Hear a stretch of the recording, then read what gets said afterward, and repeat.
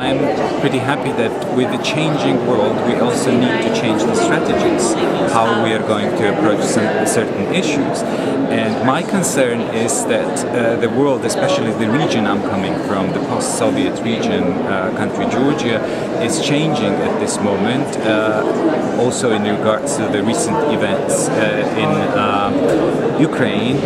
And whereas we also that the reincarnation of the Soviet Union might be a palpable possibility, whereas Europe now has to become more proactive.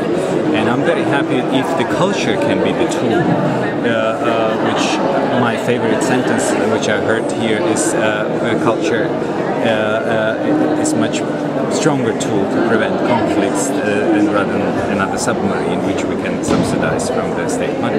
We see that some of the state institutions or governments are becoming a bit more less active, or they are not really aware of, they do not really have the covering idea what is going on in the art scene, for instance. And as soon as we start to involve independent sectors like artists themselves, cultural institutions, we will have much more sort of first-hand information what is needed. And here is a key word that was also a few times mentioned: listen and to be heard.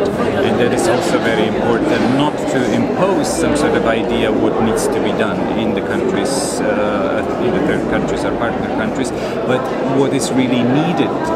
And this information can only come from the first hand, and not necessarily only from institutions, because they have a different view. Independent sector people, like for example filmmakers, which are not necessarily part of some cultural institutions, but go on set and work. What are crafts they are lacking?